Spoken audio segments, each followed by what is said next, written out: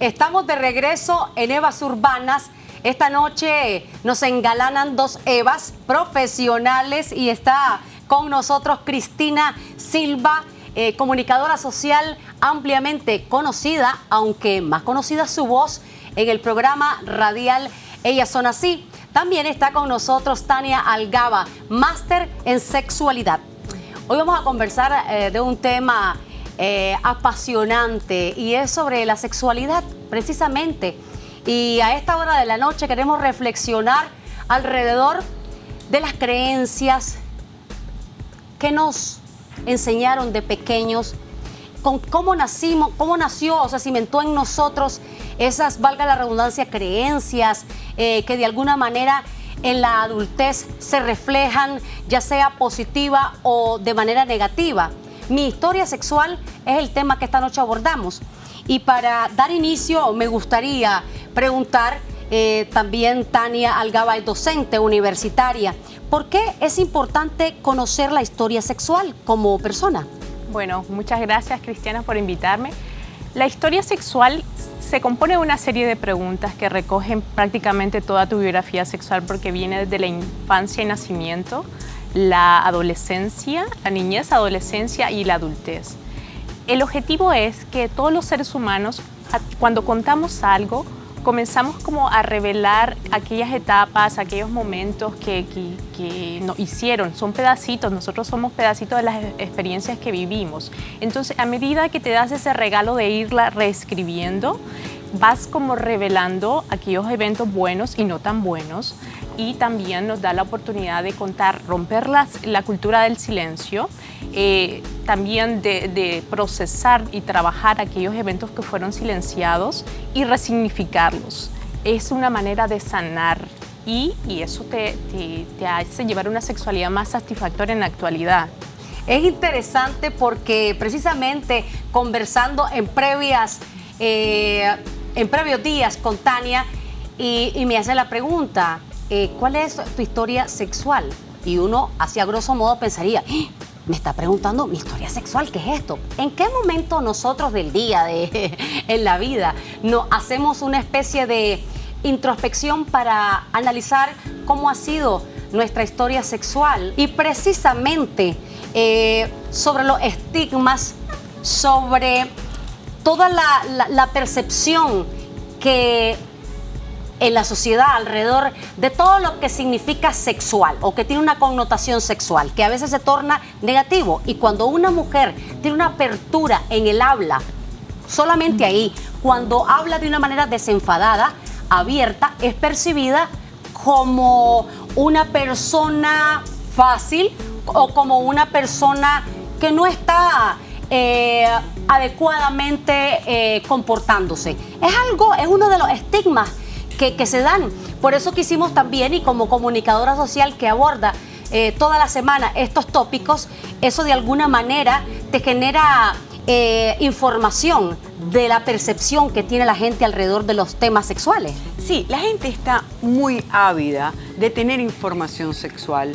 Lo que pasa es que hay estilos distintos. A mí me gusta el humor para llegar a la gente. Me parece que la seriedad es para las aulas. Entonces, yo creo que la gente, como la doctora dice, es importante saber cómo ha influido la crianza, nuestras primeras experiencias sexuales, cómo fue nuestra familia, cómo la religión a la que pertenecemos, cómo eso influyó al momento de tener nuestras relaciones sexuales y cómo ha influido a lo largo del tiempo. Yo viví la primera relación sexual con mucha culpa, porque yo vengo de una familia muy conservadora y eso yo lo tuve que superar con el tiempo, porque yo sentía que estaba traicionando a mi mamá porque tuve relaciones sin casarme. Es interesante cuando uno se pone a indagar en detalle por qué unas personas, incluso en la adultez, son incapaces de desnudarse con su misma pareja. Ese es algo interesante. Sí, y es que nos cuesta, Cristiana, reconocer que nos falta cultura, porque dicen, está bien tener cultura literaria, cultura política, cultura histórica, pero ¿qué pasa con tu cultura sexual? Y es cuando la sexualidad se aprende culturalmente, es algo que se va aprendiendo con el tiempo y nos conviene a nosotros aprenderla bien. De eso se trata, que nosotras somos y las mujeres en especial, porque somos las que tenemos que ir recuperando terreno, ¿verdad? Somos las que tenemos que responsabilizarnos por nuestra cultura sexual, porque tanto la riqueza como la pobreza de nuestra vivencia son responsables de nuestra. Así que está en nuestra voluntad de informarnos, de estudiarnos, de educarnos y de ir descomponiendo todos aquellos mitos, ¿no? Pedir ayuda si es necesario. Y creo que a medida de que tengamos esa conciencia de resignificar nuestra propia historia sexual, vamos a ser más felices. Y nuestras generaciones que nos va a tocar educar, nuestros hijos, sobrinos, creo que van a tener esa mejor orientación que nosotros no tuvimos, pero tampoco hay que pelearse con los padres. O sea, está bien lo que ellos nos enseñaron, pero dar la oportunidad de hacerlo diferente. Lo que también propiciamos, y por eso quise también, valga la redundancia, pues sentarnos un poco a esta hora de la noche a reflexionar, porque una cosa es lo que te dicen en la casa, otra cosa es en las realidades, y vemos cómo incluso se han creado series, por ejemplo, como en el canal MTV, que es para los jóvenes, con contenidos homosexuales, por ejemplo. Y creo, ¿de qué manera el hecho de que los padres no hablen sin tapujos, de una manera realista, va a impactar a los jóvenes? Vemos, por ejemplo, cómo en Nicaragua la mayoría de los adolescentes y de las adolescentes tienen una sexualidad desorganizada, no planificada, y somos el segundo país en el mundo con embarazo adolescente. De alguna manera siento de que son efectos secundarios también de las creencias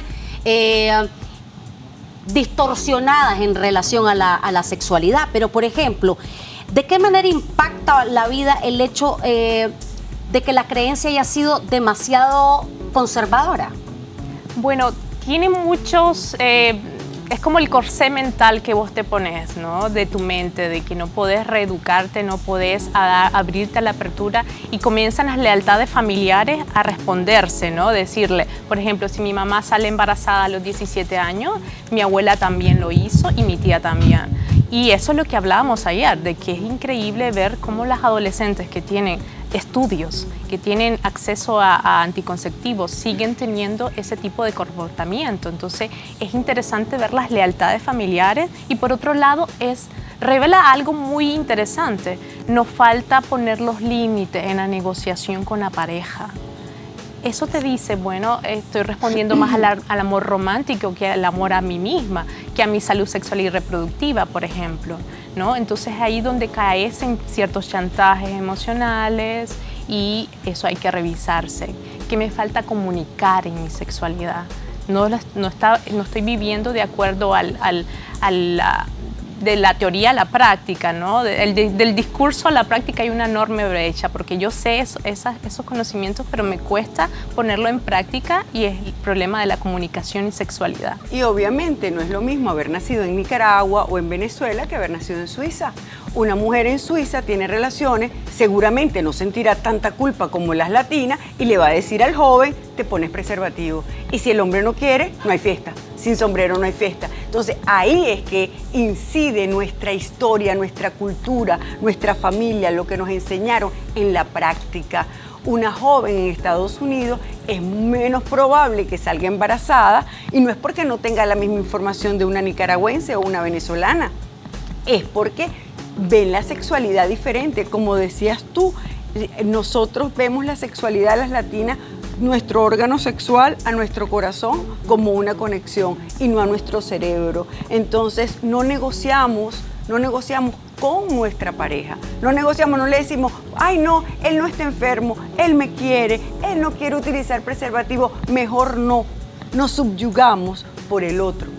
Pero al mismo tiempo también, y que esto daría como para abordar, y creo que va a ser interesante poder contar con expertas en este tema como Tania también, y conocer las opiniones de las mujeres alrededor de esto, porque uno piensa que ya tal vez como adulta maneja ese tema, pero nos damos cuenta que no es así, que el hecho de tener placer muchas mujeres lo obvian o lo tapan porque la sexualidad ha sido objeto de mucha presión a través de la historia. Así es, como decíamos, es responsabilidad nuestra podernos orientar y educar y ir descomponiendo, por ejemplo, esos mitos, el mito del orgasmo vaginal versus el orgasmo clitoidal. Muchos, a lo largo de la historia, muchos expertos, desde Freud, Kinsey, hasta Marston y Johnson, estos dos últimos concluyeron que el orgasmo por excelencia en la mujer son los clitoidales, ¿no? El que viene del conjunto clitoidal. Estamos hablando de los labios mayores, los labios menores y el clítoris. Entonces, que la mujer sepa eso, que conozca cómo funciona su zona erógena, puede cambiar mucho la manera en que le comunicamos al hombre, ¿no? Y creo que es una responsabilidad que nosotros tenemos que ir poco a poco integrando en nuestro día a día. Así que hay mucha historia y mucho terreno que recuperar. Los hombres, por otra parte, tienen como el permiso al hacerlo, ¿no? Si ves sus genitales, están expuestos a la vista.